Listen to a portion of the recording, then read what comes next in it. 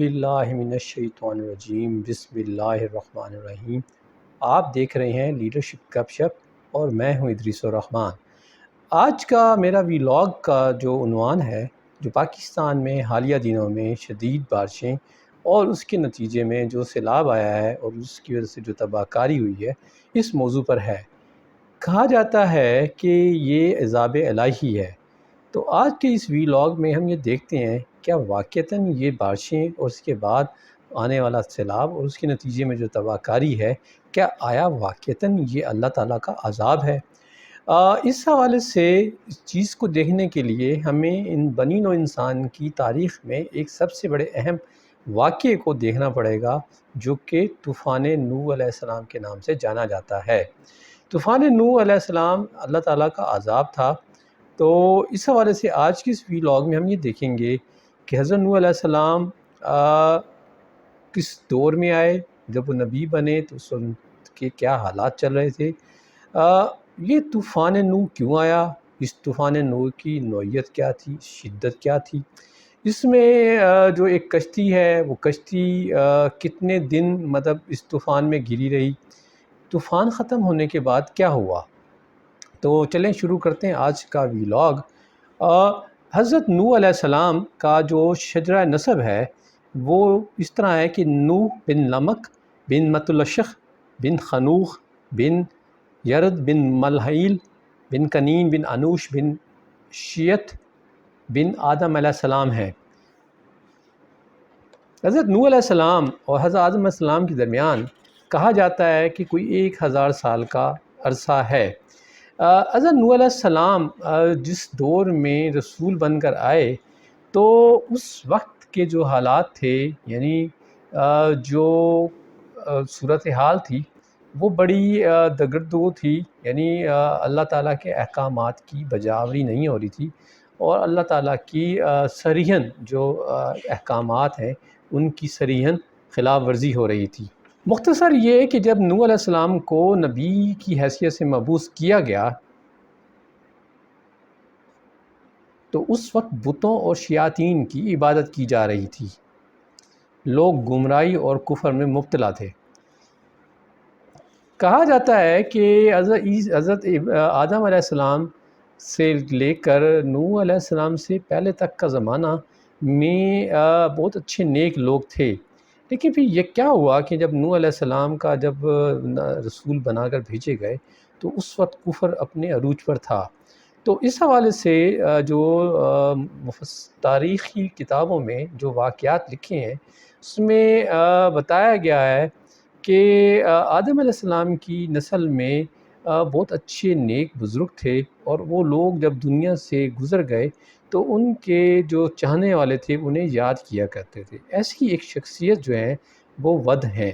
With کی قبر پر لوگ جو ہے وہ آہذاری کیا کرتے تھے کہ ایک دن شیطان انسانی وجود میں ان کے پاس گیا اور ان سے کہا کہ تم اپنے اس بزرگ کو بہت یاد کرتے ہو تو میں کیوں نہ تمہیں ان کی تصویر بنا کر دے دوں۔ تو جب شیطان نے ان کو ود کی تصویر بنا کر دی تو لوگ ان کی تصویر میں محو ہو گئے اور ان کو عقیدت کے ساتھ یاد کرنے لگے۔ جب شیطان نے لوگوں کی یہ عقیدت دیکھی تو اس نے پھر ایک اور ان کو خیال دیا کہ کیوں نہ میں تم میں سے ہر ایک کو ود کی تصویر بنا دوں اور تاکہ تم اب سے اپنے گھر میں دیکھتے رہو اور اس سے اپنی عقیدت قائم رکھو۔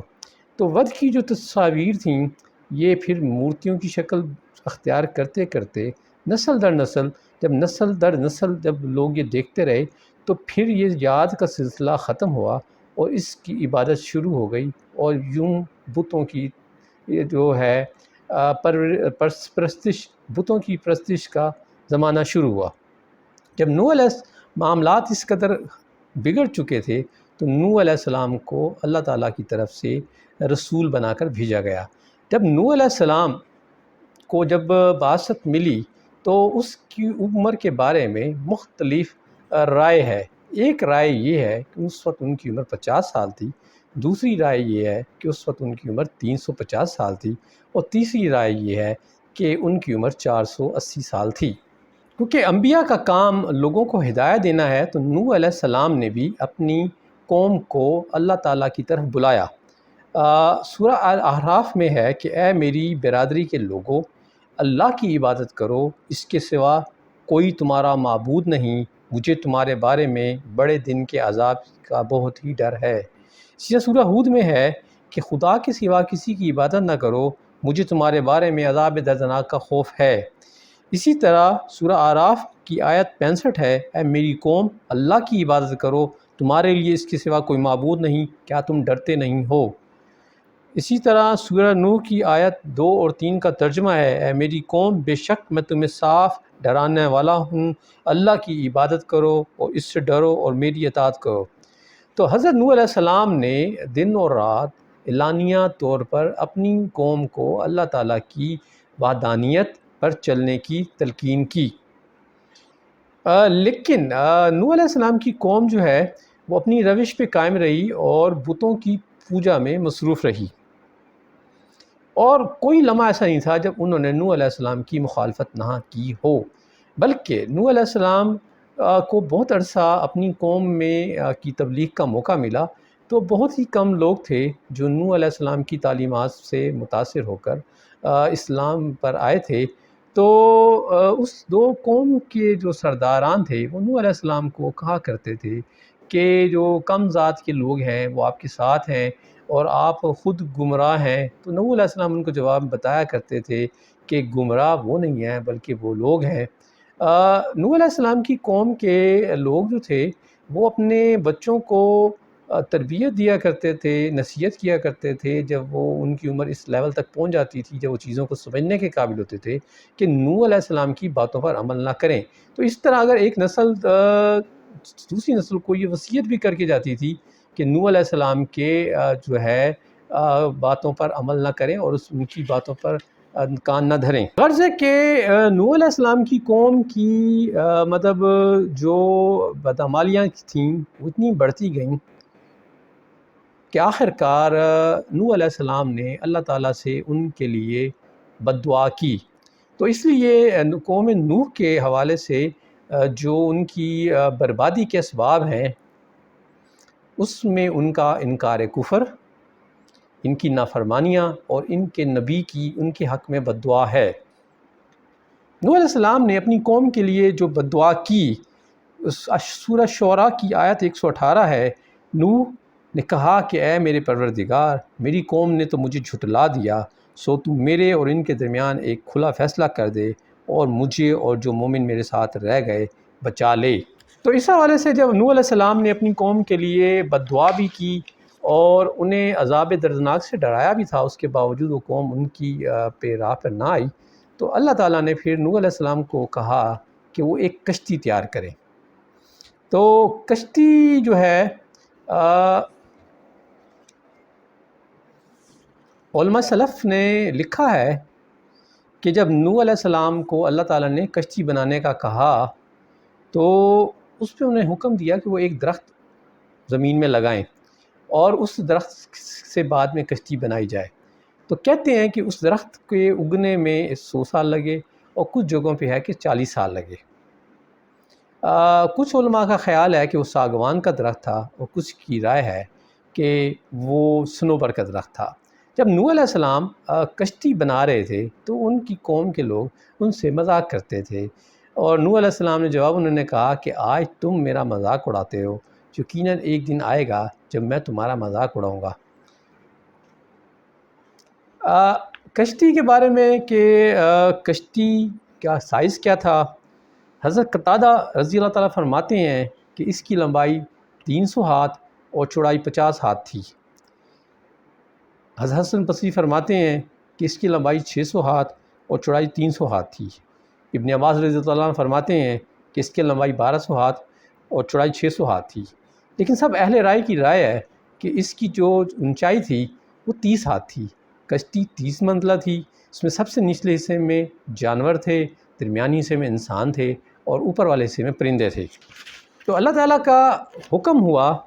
کہ جس دن تندور سے پانی ابلے تو آپ بندوں اور جانوروں اور پرندوں میں سے ایک ایک جوڑے کو کشتی میں بٹھا دیں۔ تو تندور کیا ہے؟ تندور کے بارے میں مختلف رائے یہ ہے کہ وہ زمین ہے، یعنی زمین میں تمام اطراف سے پانی باہر نکلنا شروع ہو گیا۔ حضرت ابن عباس فرماتے ہیں کہ تنور ہند میں ایک چشمہ ہے، امام شافعی نے کہا ہے کہ کوفہ میں ایک چشمہ ہے، قتادہ کہتے ہیں جزیرہ میں ایک چشمہ ہے، حضرت علی نے کہا کہ تنور سے مراد صبح کا چمکنا اور روشن ہونا مراد ہے۔ 30 دن آسمان سے پانی برسا اور 30 دن زمین سے پانی ابلا۔ کشتی میں کتنے لوگ سوار تھے، اس کے بارے میں مختلف رائے ہے۔ کچھ کی رائے یہ ہے کہ کشتی میں 8 افراد سوار تھے، یعنی حضرت نوح علیہ السلام، ان کی بیوی، ان کے بیٹے اور ان کی بہویں۔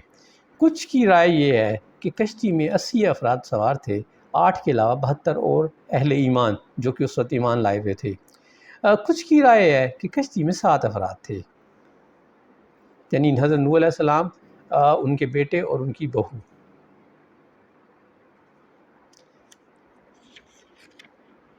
کشتی کا سفر جو ہے مختلف روایات کے مطابق 10 رجب سے شروع ہوا اور یہ 10 محرم کو کشتی کوہ جودی پر رکی۔ جب طوفان نوح آیا تو پانی کی شدت کیا تھی؟ مفسرین کی ایک جماعت کا کہنا ہے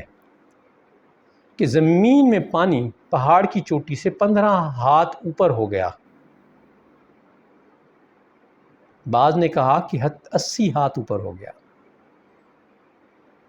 اور اس نے زمین کے طول و عرض میں نرم اور سخت ہر جگہ کو پانی سے بھر دیا۔